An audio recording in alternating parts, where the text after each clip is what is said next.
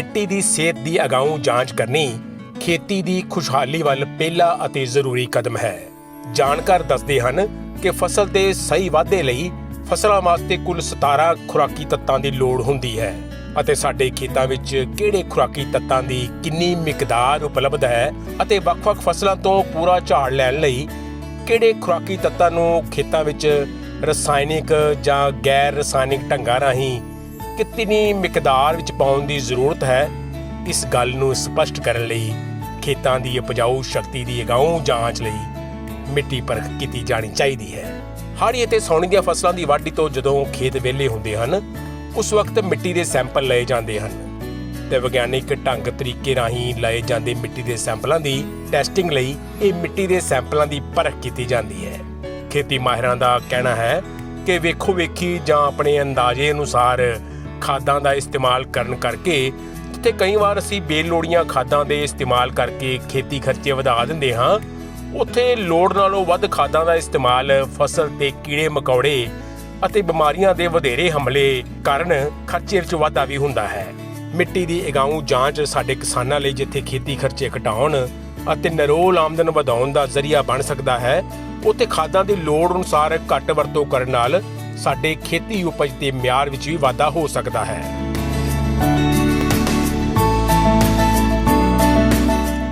Programme ਮੇਰਾ ਪਿੰਡ ਮੇਰੇ ਖੇਤ ਵਿੱਚ ਕਿਸਾਨ ਵੀਰੋ ਤੁਹਾਡਾ ਬਹੁਤ-ਬਹੁਤ ਸਵਾਗਤ ਹੈ। ਮੈਂ ਹਾਂ ਬਲਵਿੰਦਰ ਸਿੰਘ। ਤੁਸੀਂ ਸਾਰੇ ਜਾਣਦੇ ਹੋ ਕਿ ਅਸੀਂ ਆਪਣੇ ਪ੍ਰੋਗਰਾਮ ਦੇ ਤਹਿਤ ਵੱਖ-ਵੱਖ ਵਿਸ਼ਿਆਂ ਤੇ ਗੱਲਬਾਤ ਕਰਦੇ ਰਹਿੰਦੇ ਹਾਂ ਤੇ ਤੁਹਾਨੂੰ ਪ੍ਰੋਗਰਾਮ ਦਿਖਾਉਂਦੇ ਰਹਿੰਦੇ ਹਾਂ। ਇਸੇ ਲੜੀ ਦੇ ਤਹਿਤ ਕਿਸਾਨ ਵੀਰੋ ਅੱਜ ਅਸੀਂ ਜਿਸ ਵਿਸ਼ੇ ਤੇ ਗੱਲਬਾਤ ਕਰਨੀ ਆ ਉਹ ਵਿਸ਼ਾ ਵੀ ਬਹੁਤ ਅਹਿਮ ਹੈ ਤੇ ਤੁਹਾਨੂੰ ਜਾਣਕਾਰੀ ਦੇਣ ਲਈ ਜਿਸ ਸ਼ਖਸੀਅਤ ਨੂੰ ਅਸੀਂ ਸੱਦਾ ਦਿੱਤਾ ਹੈ ਉਹ ਨੇ ਡਾਕਟਰ ਉਪਿੰਦਰ ਸਿੰਘ ਸੰਧੂ ਜੀ, ਜਿਹੜੇ ਕਿ ਸਹਾਇਕ ਪ੍ਰੋਫੈਸਰ ਨੇ ਭੂਮੀ ਵਿਗਿਆਨ ਕ੍ਰਿਸ਼ੀ ਵਿਗਿਆਨ ਕੇਂਦਰ ਰੋਪੜ। ਡਾਕਟਰ ਸਾਹਿਬ ਬਹੁਤ-ਬਹੁਤ ਸਵਾਗਤ ਹੈ ਤੁਹਾਡਾ। ਧੰਨਵਾਦ ਬਲਵਿੰਦਰ ਜੀ। ਕਿਉਂਕਿ ਸਾਡਾ ਪ੍ਰੋਗਰਾਮ ਜਿਹੜਾ ਉਹ ਖੇਤੀਬਾੜੀ ਨਾਲ ਸੰਬੰਧਿਤ ਹੈ, ਕਿਸਾਨ ਵੀਰਾਂ ਨੂੰ ਸਮੇਂ-ਸਮੇਂ ਤੇ ਅਸੀਂ ਜਾਣਕਾਰੀ ਦੇਣ ਦੀ ਕੋਸ਼ਿਸ਼ ਕਰਦੇ ਹਾਂ ਤੇ ਅੱਜ ਦਾ ਜਿਹੜਾ ਸਾਡਾ ਵਿਸ਼ਾ ਹੈ ਉਹ ਹੈ ਕਿ ਮਿੱਟੀ ਦੀ ਪਰਖ ਕਿਉਂ ਜ਼ਰੂਰੀ ਹੈ। ਕਿਉਂਕਿ ਜਦੋਂ ਵੀ ਅਸੀਂ ਕੋਈ ਫਸਲ ਬੀਜਣੀ ਹੋਵੇ, ਜਦੋਂ ਵੀ ਅਸੀਂ ਕਿਸੇ ਫਸਲ ਬੀਜਣ ਦੀ ਸਲਾਹ ਕਰਦੇ ਹੋਈਏ, ਸਭ ਤੋਂ ਪਹਿਲਾਂ ਮੇਨ ਕੰਮ ਜਿਹੜਾ ਉਹ ਮਿੱਟੀ ਤੇ ਆਉਂਦਾ। ਤੇ ਮੈਂ ਤੁਹਾਡੇ ਤੋਂ ਪੁੱਛਣਾ ਚਾਹੁੰਦਾ, ਕਿਉਂਕਿ ਤੁਸੀਂ ਇਹਦੇ 'ਚ ਸਪੈਸ਼ਲਿਸਟ ਹੋ, ਮਿੱਟੀ ਦੀ ਪਰਖ ਤੁਸੀਂ ਕਰਦੇ ਹੋ, ਕਿਸਾਨ ਵੀਰਾਂ ਨੂੰ ਸਾਡਿਆਂ ਨੂੰ ਜਾਣਕਾਰੀ ਦਿੰਦੇ ਹੋ ਕਿ ਮਿੱਟੀ ਦੀ ਪਰਖ ਕਿਉਂ ਜ਼ਰੂਰੀ ਹੈ। ਹਾਂਜੀ ਬਲਵਿੰਦਰ ਜੀ, ਜਿਵੇਂ ਤੁਸੀਂ ਦੱਸਿਆ ਵੀ ਸਭ ਤੋਂ ਪਹਿਲਾਂ ਗੱਲ ਫਸਲਾਂ ਦੇ ਵਿੱਚ ਆਉਂਦੀ ਆ ਮਿੱਟੀ ਦੀ ਜੀ। ਸੋ ਮਿੱਟੀ ਪਰਖ ਕਿਉਂ ਜ਼ਰੂਰੀ ਆ, ਮੈਂ ਕਿਸਾਨ ਵੀਰਾਂ ਨੂੰ ਦੱਸਣਾ ਚਾਹੁੰਦਾ ਵੀ ਇੱਕ ਪੌਦੇ ਨੂੰ ਬੀਜ ਲਾਉਣ ਤੋਂ ਤੇ ਦੁਬਾਰਾ ਬੀਜ ਬਣਨ ਤੱਕ ਲਗਭਗ 17 ਜ਼ਰੂਰੀ ਤੱਤਾਂ ਦੀ ਲੋੜ ਹੁੰਦੀ ਆ। ਇਹ ਜਿਹੜੇ ਸਾਰੇ ਤੱਤ ਨੇ ਇਹਨਾਂ ਦੀ ਸਹੀ ਮਾਤਰਾ ਸਹੀ ਸਮੇਂ ਤੇ ਫਸਲਾਂ ਨੂੰ ਮਿਲਣੀ ਬਹੁਤ ਜ਼ਰੂਰੀ ਹੈ। ਜੇ ਆਪਾਂ ਇਹ ਅਲੱਗ-ਅਲੱਗ ਤਰ੍ਹਾਂ ਦੇ ਤੱਤ ਮਿੱਟੀ ਦੇ ਵਿੱਚ ਸਹੀ ਟਾਈਮ ਤੇ ਨਹੀਂ ਉਪਲਬਧ ਹੁੰਦੇ ਤਾਂ ਅਕਸਰ ਪੌਦਿਆਂ ਦੇ ਵਿੱਚ ਘਾਟ ਦੇ ਨਿਸ਼ਾਨ ਆ ਜਾਂਦੇ ਨੇ ਤੇ ਕਈ ਵਾਰ ਜੇ ਸਹੀ ਸਮੇਂ ਸਿਰ ਇਹਦਾ ਇਲਾਜ ਨਾ ਕੀਤਾ ਜਾਵੇ ਤੇ ਆਪਾਂ ਨੂੰ ਉਸ ਦਾ ਨੁਕਸਾਨ ਵੀ ਦੇਖਣ ਨੂੰ ਮਿਲਦਾ ਹੈ।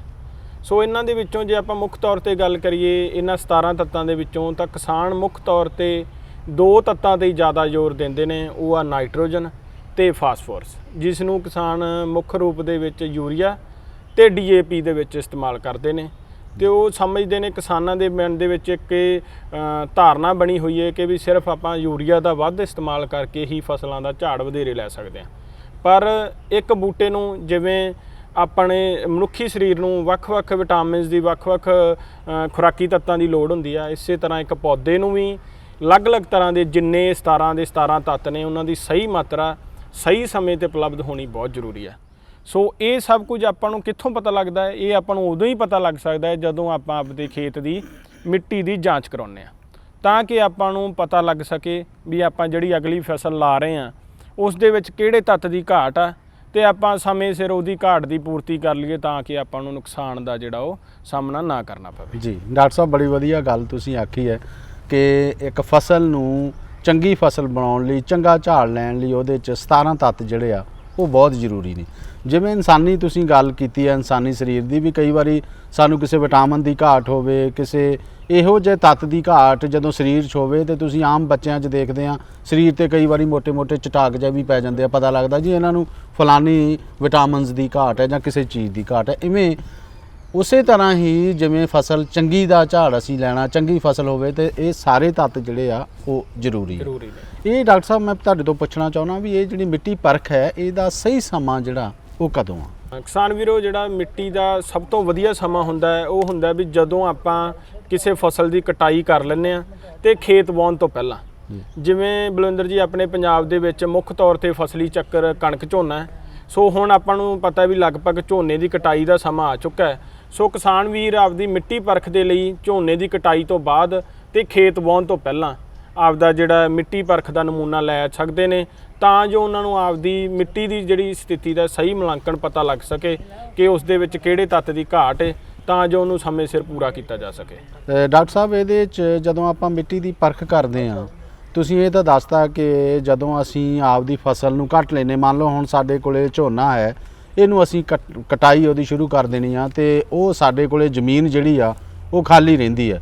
ਵਾਹੁਣ ਤੋਂ ਪਹਿਲਾਂ ਜਿਵੇਂ ਤੁਸੀਂ ਦੱਸਿਆ ਕਿ ਉਦੋਂ ਮਿੱਟੀ ਦੀ ਜਿਹੜੀ ਆ ਉਹ ਨਮੂਨਾ ਲੈਣਾ ਚਾਹੀਦਾ ਤਾਂ ਕਿ ਤੁਹਾਨੂੰ ਸਹੀ ਢੰਗ ਨਾਲ ਪਤਾ ਲੱਗ ਸਕੇ। ਇਹ ਜਦੋਂ ਆਪਾਂ ਡਾਕਟਰ ਸਾਹਿਬ ਨਮੂਨਾ ਲੈਨੇ ਆ, ਉਹਦੇ 'ਚ ਜਿਹੜੀਆਂ ਚੀਜ਼ਾਂ ਵਰਤੀਆਂ ਜਾਂਦੀਆਂ, ਜਿਹੜੇ ਸੰਦ ਵਰਤੇ ਜਾਂਦੇ ਆ, ਕੀ ਉਹ ਸਪੈਸ਼ਲ ਸੰਦ ਨੇ? ਕੋਈ ਮਤਲਬ ਇਹੋ ਜਿਹੀ ਚੀਜ਼ ਹੈ ਜਿਹਦੇ ਨਾਲ ਅਸੀਂ ਨਮੂਨਾ ਲਿਆ ਜਾਂਦਾ ਕਿ ਤੁਹਾਡੇ ਜਿਹੜੇ ਐਗਰੀਕਲਚਰ ਵਿਭਾਗ ਹੈ, ਖੇਤੀਬਾੜੀ ਵਿਭਾਗ ਹੈ, ਉਹਦੇ ਕੋਲ ਕੋਈ ਸਪੈਸ਼ਲ ਜਿਹੜੇ ਆ ਉਹ ਚੀਜ਼ਾਂ ਲਈਆਂ ਜਾਂਦੀਆਂ ਉਹਦਾ ਨਮੂਨਾ ਲੈਣ ਲਈ? ਉਹਦੇ ਬਾਰੇ ਸਾਡੇ ਕਿਸਾਨ ਵੀਰਾਂ ਨੂੰ ਜ਼ਰੂਰ ਦੱਸੋ। ਰਵਿੰਦਰ ਜੀ, ਮੈਂ ਦੱਸਣਾ ਚਾਹੁੰਦਾ ਹਾਂ ਵੀ ਕਿਸਾਨ ਵੀਰ ਜਿਹੜਾ ਮਿੱਟੀ ਪਰਖ ਦੇ ਲਈ ਜਿਹੜੇ ਸੰਦ ਨੇ ਉਹ ਆਪਦੇ ਘਰੇਲੂ ਹਰ ਕਿਸਾਨ ਦੇ ਘਰ 'ਚ ਲਗਭਗ ਉਪਲਬਧ ਹੁੰਦੇ ਨੇ, ਜਿਵੇਂ ਕਿ ਕਈ, ਖੁਰਪਾ। ਇਹਨਾਂ ਦੋਵਾਂ ਸੰਦਾਂ ਦੀ ਮਦਦ ਦੇ ਨਾਲ ਆਪਾਂ ਜਿਹੜਾ ਮਿੱਟੀ ਦਾ ਸੈਂਪਲ ਲੈ ਸਕਦੇ ਹਾਂ। ਪਰ ਜੇ ਸਾਇੰਟੀਫਿਕ ਤੌਰ ਤੇ ਤੁਸੀਂ ਉਹ ਸੈਂਪਲ ਹੋਰ ਜ਼ਿਆਦਾ ਵਧੀਆ ਤਰ੍ਹਾਂ ਲੈਣਾ ਚਾਹੁੰਦੇ ਹੋ ਤਾਂ ਫਿਰ ਇੱਕ ਔਗਰ ਆਉਂਦਾ ਹੈ, ਜਿਸ ਦੇ ਨਾਲ ਆਪਾਂ ਆਮ ਦੇਖਿਆ ਵੀ ਆਪਾਂ ਬੂਟੇ ਜਿਵੇਂ ਲਾਉਂਦੇ ਹਾਂ, ਆਮ ਬਾਗ ਵਾਲੇ ਬੂਟੇ ਜਦੋਂ ਜ਼ਿਆਦਾਤਰ ਕਿਸਾਨ ਜਦੋਂ ਲਾਉਂਦੇ ਨੇ ਉਹ ਟੋਆ ਮਾਰਨ ਲਈ ਜਿਹੜਾ ਵਰਤਦੇ ਨੇ ਸੰਦ ਨੂੰ, ਆਪਾਂ ਨੂੰ ਔਗਰ ਬੋਲ ਦਿੰਦੇ ਹਾਂ। ਉਹਦੇ ਨਾਲ ਵੀ ਮਿੱਟੀ ਪਰਖ ਦਾ ਜਿਹੜਾ ਨਮੂਨਾ ਲਿਆ ਜਾ ਸਕਦਾ ਹੈ। ਸੋ ਮਿੱਟੀ ਪਰਖ ਲਈ ਜੇ ਆਪਣੇ ਕੋਲ ਔਗਰ ਵੀ ਨਹੀਂ ਅਵੇਲੇਬਲ ਜਾਂ ਨਹੀਂ ਆਪਣੇ ਕੋਲ ਉਪਲਬਧ ਹੈਗਾ, ਤਾਂ ਆਪਾਂ ਆਪਣੇ ਘਰੇਲੂ ਸੰਦ ਕਈ ਜਾਂ ਖੁਰਪੇ ਦੀ ਮਦਦ ਨਾਲ ਟੱਕ ਲਾਉਂਦੇ ਹੋਏ ਆਪਾਂ ਆਪਦਾ ਮਿੱਟੀ ਦਾ ਨਮੂਨਾ ਲੈ ਸਕਦੇ ਹਾਂ। ਇਹਦੇ ਵਿੱਚ ਜ਼ਿਆਦਾ ਕੋਈ ਸਾਇੰਸ ਜਾਂ ਵੱਡਾ ਉਹ ਹੈ ਨਹੀਂ ਵੀ ਆਪਾਂ ਕੋਈ ਜ਼ਰੂਰੀ ਸਾਜੋ ਸਮਾਨ ਚਾਹੀਦਾ ਹੈ। ਕੋਈ ਮੇਨ ਜਿਹੜਾ ਮਤਲਬ ਇਹ ਨਹੀਂ ਕਿ ਜ਼ਰੂਰੀ ਕੋਈ ਇਦਾਂ ਦੀ ਚੀਜ਼ ਚਾਹੀਦੀ ਹੈ। ਸਾਡੇ ਘਰਾਂ 'ਚ ਜਿਹੜਾ ਖੁਰਪਾ ਜਾਂ ਨੰਬਾ ਜਾਂ ਕਈ ਦੀ ਤੁਸੀਂ ਡਾਕਟਰ ਸਾਹਿਬ ਗੱਲ ਕੀਤੀ ਆ, ਉਹਨੂੰ ਵਰਤੋਂ 'ਚ ਲਿਆਂਦਾ। ਇਹਦੇ ਲਈ ਡਾਕਟਰ ਸਾਹਿਬ ਕੋਈ ਸਾਵਧਾਨੀ ਜਦੋਂ ਮਿੱਟੀ ਦੀ ਪਰਖ ਆਪਾਂ ਜਦੋਂ ਮਿੱਟੀ ਦਾ ਨਮੂਨਾ ਲੈਂਦੇ ਆ ਤੇ ਕੋਈ ਹੋਰ ਸਾਵਧਾਨੀ ਕਿਹੜੀ ਵਰਤਣੀ ਚਾਹੀਦੀ ਕਿਸਾਨ ਵੀਰਾਂ ਨੂੰ? ਕਿਸਾਨ ਵੀਰੋ, ਇਸ ਮਿੱਟੀ ਦਾ ਨਮੂਨਾ ਲੈਂਦੇ ਸਮੇਂ ਇਹ ਜ਼ਰੂਰ ਧਿਆਨ ਰੱਖਣਾ ਵੀ ਮਿੱਟੀ ਦਾ ਨਮੂਨਾ ਕਦੀ ਵੀ ਆਪਾਂ ਕਿਸੇ ਆਪਦੇ, ਜਿਵੇਂ ਆਮ ਹੀ ਆਪਾਂ ਦੇਖਦੇ ਹਾਂ ਵੀ ਜ਼ਿਆਦਾਤਰ ਕਿਸਾਨ ਜੇ ਸੌਖੇ ਤਰੀਕੇ ਨਾਲ ਲੈਣਾ ਚਾਹੁੰਦੇ ਹੋਣ ਤਾਂ ਆਪਦੀ ਮੋਟਰ ਕੋਲੋਂ ਟੱਕ ਮਾਰ ਕੇ 2-4 ਮੁੱਠੀਆਂ ਭਰ ਕੇ ਲੈ ਲੈਂਦੇ ਨੇ, ਜਾਂ ਕਿਸੇ ਖਾਲ ਕੋਲੋਂ ਜਾਂ ਦਰਖਤ ਦੇ ਥੱਲਿਓਂ ਲੈ ਲੈਂਦੇ ਨੇ। ਉਸ ਇਹਨਾਂ ਗੱਲਾਂ ਦਾ ਧਿਆਨ ਰੱਖਣਾ ਵੀ ਇਹ ਜਿਹੜੀਆਂ ਮਿੱਟੀ ਦਾ ਨਮੂਨਾ ਖਾਸ ਤੌਰ ਤੇ ਉਸ ਜਗ੍ਹਾ ਤੋਂ ਲਿਆ ਜਾਵੇ ਜਿਸ ਕਿਤੇ ਆਪਾਂ ਫਸਲ ਬੀਜਣੀ ਹੈ। ਕੋਸ਼ਿਸ਼ ਕਰੋ ਵੀ ਤੁਸੀਂ ਛਾਂਦਾਰ ਬੂਟੇ ਜਾਂ ਆਪਦੀ ਮੋਟਰ ਦੇ ਕੋਲੋਂ ਜਾਂ ਕਿਸੇ ਅਣਸੁਖਾਵੀਂ ਤਾਂ ਜਿੱਥੇ ਕੋਈ ਪਹਿਲਾਂ ਤੋਂ ਤੁਹਾਡਾ ਰੂੜੀ ਦਾ ਢੇਰ ਪਿਆ ਸੀਗਾ ਜਾਂ ਕਿਸੇ ਵੀ ਇਹੋ ਜਿਹੀ ਅਲੱਗ ਜਗ੍ਹਾ ਤੋਂ ਆਪਾਂ ਮਿੱਟੀ ਦਾ ਨਮੂਨਾ ਨਹੀਂ ਲੈਣਾ। ਮਿੱਟੀ ਦਾ ਨਮੂਨਾ ਹਮੇਸ਼ਾ ਹੀ ਉਸ ਜਗ੍ਹਾ ਤੋਂ ਲੈਣਾ ਵੀ ਜਿੱਥੇ ਤੁਸੀਂ ਆਪਣੀ ਅਗਲੀ ਫਸਲ ਬੀਜਣੀ ਹੈ, ਤਾਂ ਜੋ ਆਪਾਂ ਨੂੰ ਉਸ ਮਿੱਟੀ ਦਾ ਸਹੀ ਮੁਲਾਂਕਣ ਪਤਾ ਲੱਗ ਸਕੇ, ਤਾਂ ਕਿ ਆਪਾਂ ਅਗਲੀ ਫਸਲ ਦੇ ਵਿੱਚ ਉਸ ਅਨੁਸਾਰ ਜਿਹੜੇ ਨੇ ਮਿੱਟੀ ਦੇ ਆਪਣੇ ਅਲੱਗ-ਅਲੱਗ ਤਰ੍ਹਾਂ ਦੇ ਜਿਹੜੇ ਤੱਤ ਨੇ ਉਹਨਾਂ ਦੀ ਮਾਤਰਾ ਪਾ ਸਕੀਏ। ਡਾਕਟਰ ਸਾਹਿਬ, ਤੱਤਾਂ ਦੀ ਵੀ ਤੁਸੀਂ ਗੱਲ ਕਰ ਲਈ, ਨਮੂਨੇ 'ਚ ਕਿਹੜੀਆਂ ਸਾਵਧਾਨੀਆਂ ਕਿਸਾਨ ਵੀਰਾਂ ਨੂੰ ਵਰਤਣੀਆਂ ਚਾਹੀਦੀਆਂ ਉਹਦੇ ਬਾਰੇ ਵੀ ਤੁਸੀਂ ਸਾਡੇ ਕਿਸਾਨ ਵੀਰਾਂ ਨੂੰ ਦੱਸਤਾ। ਜਦੋਂ ਅਸੀਂ ਮਿੱਟੀ ਦਾ ਨਮੂਨਾ ਲੈਂਦੇ ਆ, ਅਸੀਂ ਭੇਜਦੇ ਆ ਲੈਬ ਵਿੱਚ, ਉਹ ਜਦੋਂ ਰਿਪੋਰਟ ਆਉਂਦੀ ਆ, ਜਿਵੇਂ ਆਪਾਂ ਕਿਸੇ ਡਾਕਟਰ ਕੋਲੋਂ ਦਵਾਈ ਲਿਖਾਉਂਦੇ ਆ ਤੇ ਉਹਨਾਂ ਦੀ ਆਪਦੀ ਭਾਸ਼ਾ 'ਚੋਂ ਦਵਾਈ ਲਿਖੀ ਜਾਂਦੀ ਜਿਹੜੀ ਕਿ ਮੈਡੀਕਲ ਸਟੋਰ ਵਾਲਾ ਜਿਹੜਾ ਉਹ ਫਾਰਮਾਸਿਸਟ ਪੜ੍ਹ ਸਕਦਾ ਹੁੰਦਾ। ਕੀ ਕਿਸਾਨ ਵੀਰ ਉਹ ਜਿਹੜੀ ਰਿਪੋਰਟ ਹੈ ਉਹਨੂੰ ਆਪ ਪੜ੍ਹ ਸਕਣਗੇ? ਇੱਦਾਂ ਦੀ ਕੋਈ ਰਿਪੋਰਟ ਆਉਂਦੀ ਆ ਜਾਂ ਕਿਵੇਂ ਪੜ੍ਹਨ, ਜਾਂ ਉਹ ਯੂਨੀਵਰਸਿਟੀ ਲੈ ਕੇ ਆਉਣ ਜਾਂ ਤੁਹਾਡੇ ਕੋਲ? ਇਹਦੇ ਬਾਰੇ ਜ਼ਰੂਰ ਸਾਡੇ ਕਿਸਾਨ ਵੀਰਾਂ ਨੂੰ ਦੱਸੋ। ਕਿਸਾਨ ਵੀਰੋ, ਜਦੋਂ ਤੁਸੀਂ ਮਿੱਟੀ ਦਾ ਆਪਦਾ ਸੈਂਪਲ ਲੈ ਲਿਆ, ਉਸ ਤੋਂ ਬਾਅਦ ਆਪਣਾ ਅਗਲੀ ਕਾਰਵਾਈ ਹੁੰਦੀ ਹੈ ਵੀ ਆਪਾਂ ਉਸ ਦੇ ਉੱਤੇ ਆਪਦਾ ਸਾਰਾ ਨਾਮ ਪਤਾ ਲਿਖ ਕੇ ਉਸ ਨੂੰ ਆਪਦੀ ਮਿੱਟੀ ਪਰਖ ਪ੍ਰਯੋਗਸ਼ਾਲਾ ਦੇ ਵਿੱਚ, ਨੇੜਲੀ ਪਰਖ ਪ੍ਰਯੋਗਸ਼ਾਲਾ ਦੇ ਵਿੱਚ ਜਮ੍ਹਾਂ ਕਰਾਈਏ।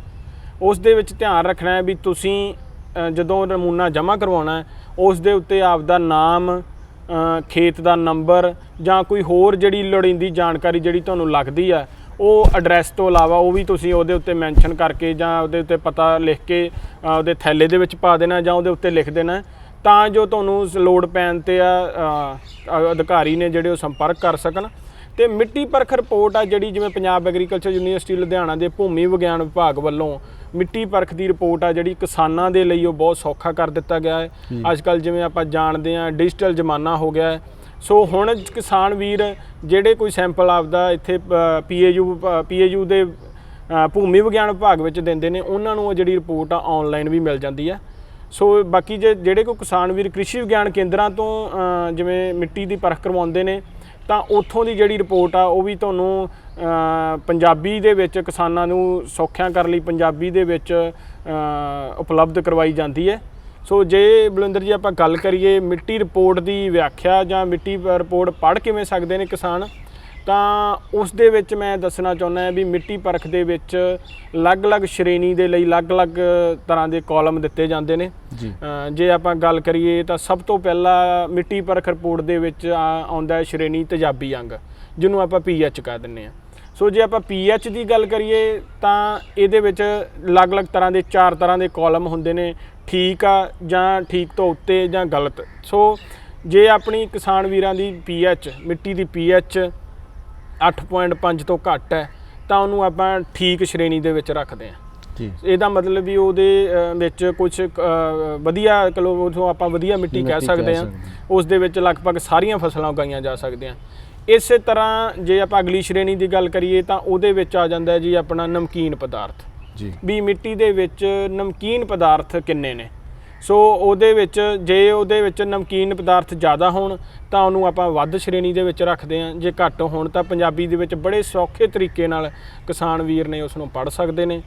ਇਸ ਤੋਂ ਬਾਅਦ ਬਲਵਿੰਦਰ ਜੀ ਜਿਹੜੀ ਮੁੱਖ ਸ਼੍ਰੇਣੀ ਆਉਂਦੀ ਹੈ ਉਹ ਆਉਂਦੀ ਹੈ ਜੈਵਿਕ ਕਾਰਬਨ ਜੀ। ਸੋ ਮਿੱਟੀ ਦਾ ਜਿਹੜਾ ਜੈਵਿਕ ਕਾਰਬਨ ਹੈ ਉਹ ਮਿੱਟੀ ਦੀ ਸਥਿਤੀ ਦਾ ਸਹੀ ਮੁਲਾਂਕਣ ਦੱਸਦਾ ਹੈ ਵੀ ਮਿੱਟੀ ਕਿੰਨੀ ਕੁ ਉਪਜਾਊ ਹੈ, ਕਿੰਨੀ ਉਹਦੇ ਵਿੱਚ ਚਲੋ ਆਪਾਂ ਬੋਲਦੇ ਹਾਂ ਵੀ ਮਿੱਟੀ ਦੀ ਸਿਹਤ ਕਿੰਨੀ ਵਧੀਆ।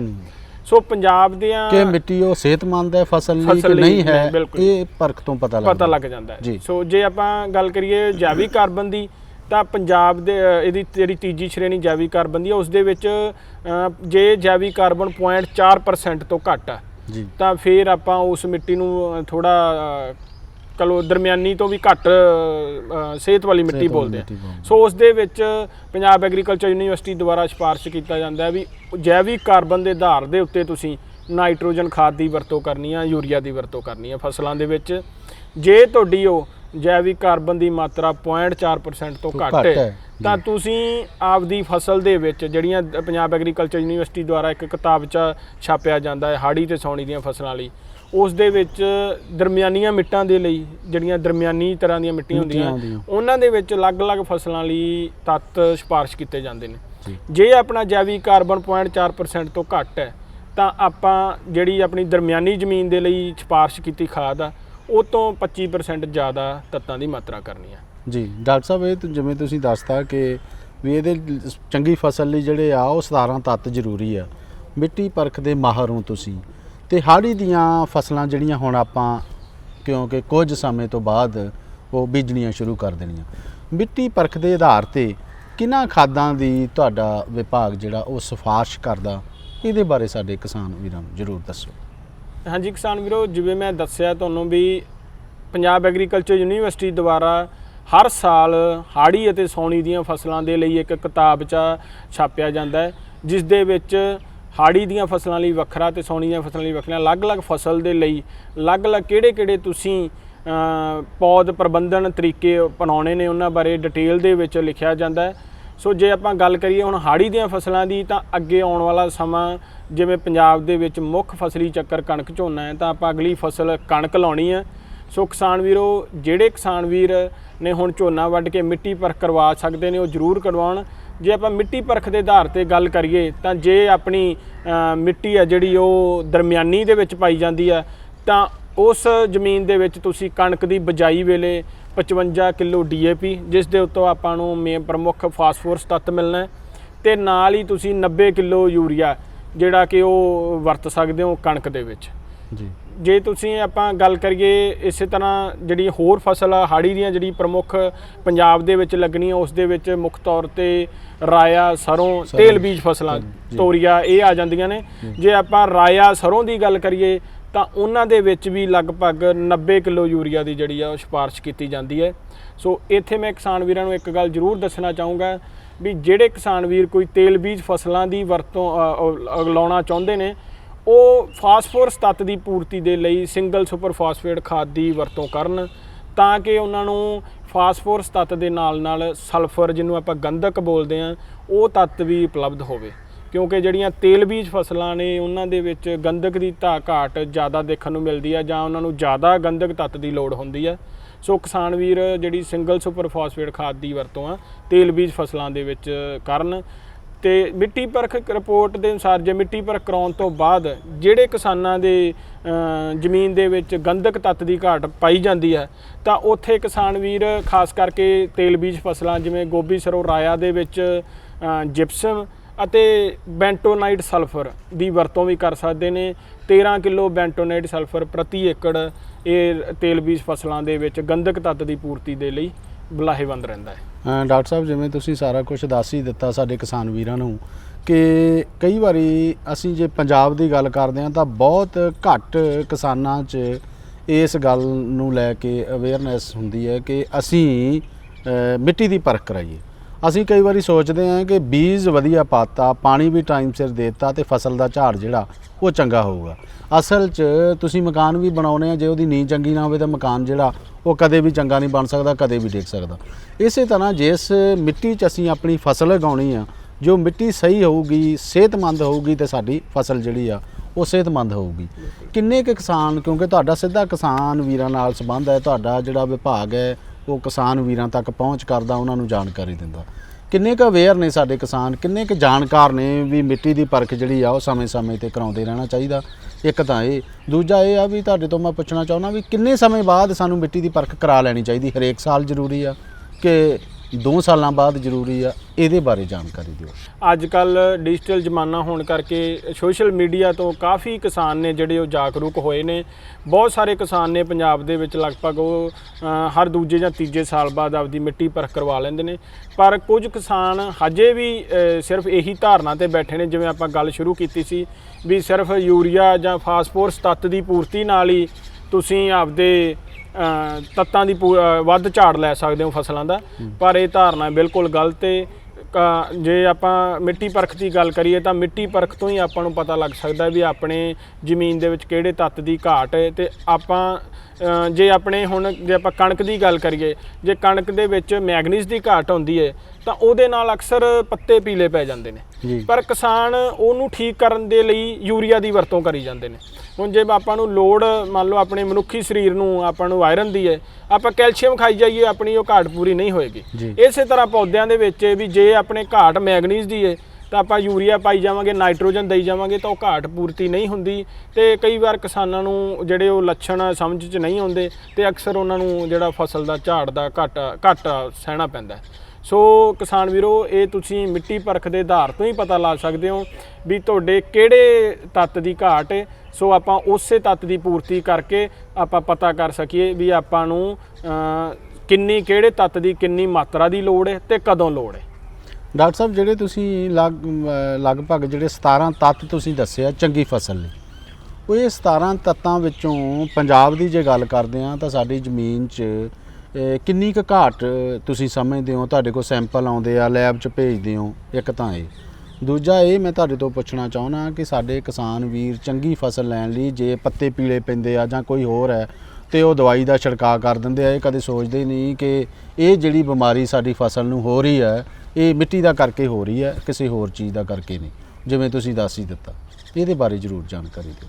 ਹਾਂਜੀ ਕਿਸਾਨ ਵੀਰੋ, ਆਪਾਂ ਜਿੰਨੇ ਇੱਥੇ ਪੰਜਾਬ ਐਗਰੀਕਲਚਰ ਯੂਨੀਵਰਸਿਟੀ ਦੇ ਭੂਮੀ ਵਿਗਿਆਨ 'ਚ ਮਿੱਟੀ ਦੇ ਸੈਂਪਲ ਆਉਂਦੇ ਨੇ, ਜਾਂ ਸਾਡੇ ਕੋਲ ਜਿਹੜੇ ਕ੍ਰਿਸ਼ੀ ਵਿਗਿਆਨ ਕੇਂਦਰ ਰੋਪੜਾ ਜਾਂ ਹੋਰ ਵੀ ਕ੍ਰਿਸ਼ੀ ਵਿਗਿਆਨ ਕੇਂਦਰਾਂ 'ਚ ਸੈਂਪਲ ਆਉਂਦੇ ਨੇ, ਉਹਨਾਂ ਤੋਂ ਇਹ ਦੇਖਿਆ ਜਾਂਦਾ ਹੈ ਵੀ ਜ਼ਿਆਦਾਤਰ ਪੰਜਾਬ ਦੇ ਵਿੱਚ ਜਿਹੜੀ ਸਮੱਸਿਆ ਹੁੰਦੀ ਆ ਵੀ ਉਹ ਜੈਵਿਕ ਕਾਰਬਨ ਘੱਟ ਆ, ਵੀ ਚਲੋ ਨਾਈਟ੍ਰੋਜਨ ਦੀ ਘਾਟ ਜ਼ਿਆਦਾ ਪਾਈ ਜਾਂਦੀ ਹੈ।